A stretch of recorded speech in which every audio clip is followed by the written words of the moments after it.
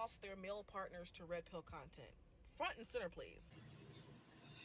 So I have wanted to tell this story for the longest, but it just hasn't really been the best time to do it. So, and I'm actually writing a story about my life, memoirs or whatever, and or my memoir, and this is a part that I'm working on within the story. But this is basically like the gist of my red pill situation. If I give you like the shortest version of it that I could give you. So those of you guys who don't know, I'm a Black transgender woman.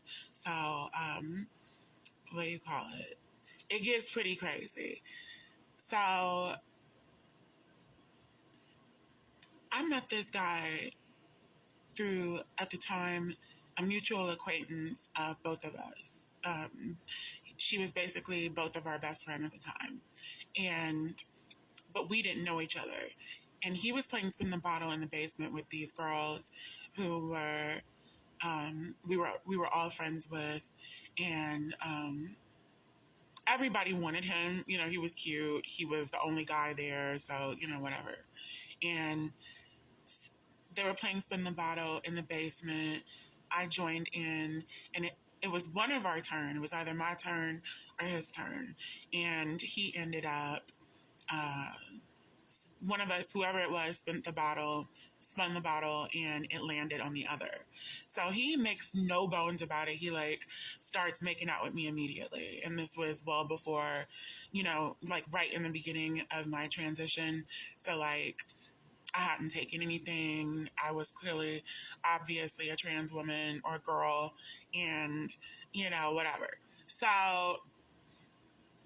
a couple minutes into us making out, he picks me up and puts me on the washing machine or the dryer that was next to us when we were playing the game. So at this point, everybody goes upstairs and they just leave us downstairs.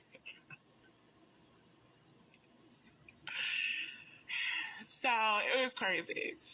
Needless to say, this was a crazy introduction. So it explains why we continue to know each other for so many years. But long story short, we ended up getting into a relationship soon after that. It didn't last long. I broke up with him because he started talking to me about this girl named Molly, and how she was so attractive and all this other stuff. And I was like, so why are you talking to me about this? He was like, well, I'm with you, aren't I? And I was like, not anymore. So that was the end of that. But, we had fun times. I snuck him over my house one time and painted his nails and his face and everything so that I could make him look like he was some gay dude.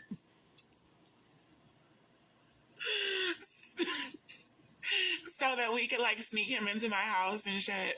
So it was a lot of shit. But so years later, he ended up needing a place to stay when we were technically adults. We were 18 and 19, and he was, he's the older one. And I let him stay with me for 9.5 months. It didn't go too well. It went very well, and it went as expected. You guys are probably aware of how these things go, but when you move in with people, whether you know them or not, things get a little weird. So, what do you call it? It's some really crazy shit that happened. I won't get into all those details here.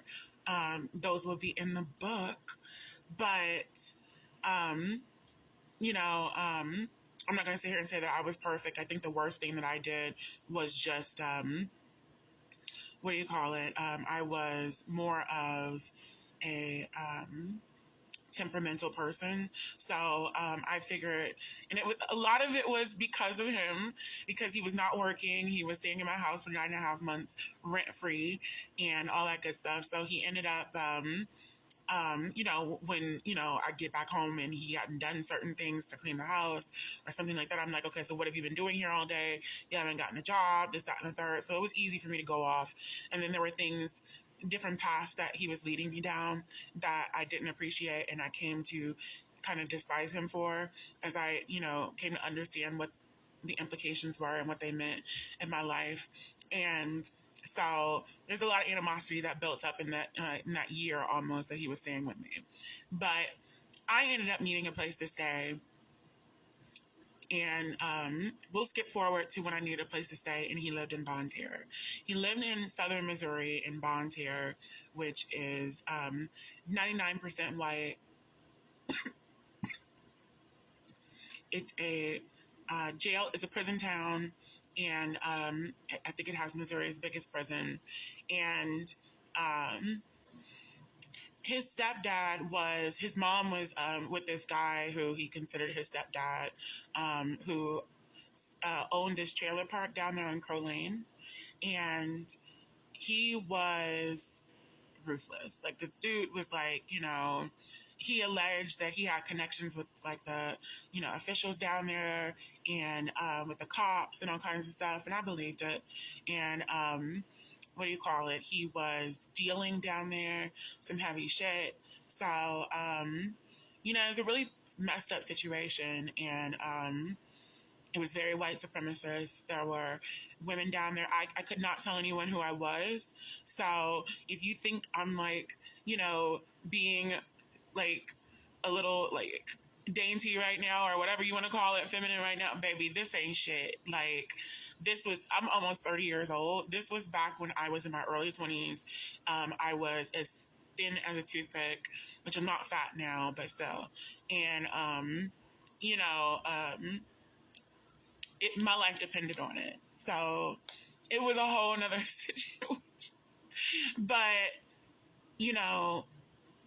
we weren't together down there, but everybody thought we were. And it was just like a really weird situation. People were asking me if I had a purple vagina and all kinds of shit. But while we were down there, and even when he was living with me the first time, he showed me this movie way back in the day when he was first living with me called Zeitgeist. And we would always have these horrible debates about racism back when he first lived with me in my apartment. And he would basically, he was trying to, like, one of the things he tried to get me to believe was that there were Negroids, Mongoloids, Caucasoids, all that stuff. If you look up those words, it'll bring up this like chart of like the human hierarchy and by race, and it's just crazy. And he had me like kind of whipped into believing some of these things. And when I had time away from him before I moved down there in Bon Terre, I had time to, understand more of my roots and understand more of the real history and reality. So, and, I didn't really know about red pill content like this back then, but I found out when I moved in with him because he was watching a lot of The Hill and George Peterson. Ben Shapiro was his favorite. Mark Wahlberg or Matt Walsh, whoever his name is, all those other people. And he was like praising these people and talking about how, people like me and other minorities make their own problems in society and all this other stuff, and, white replacement theory shit and all this other stuff. And at one point I was like, you're like, you're following people from like the alt-right. And he was like, that's what people call the right nowadays. They're calling us white supremacies and I don't know why I just went country, and neo-Nazis and this, that, and the third. So he came back a few days later and he was like, actually, I think it's like the next day, he was like, actually, you were right. The alt-right is a different entity, and that's not what I'm a part of. Because he was basically saying he was a part of the alt-right. And he was confusing that with the far right. And what do you call it? Obviously today there's no real difference, but like back then they were still acknowledging a difference. And he finally acknowledged it the next day, and he was like, well, you know what? I am a part of the alt-right now that I know what it is. You were right. It is white supremacy. And I don't know why it shocked me in the moment, because when I think back, his mom was an admitted Aryan Nation member. So it's just crazy. So I'm gonna have to do a part 2 to this because it just got crazy. But I was like watching King of the Hill with him down there, and I was like, he had never seen the show. He was really jealous because I was like doing a whole bunch of stuff for myself.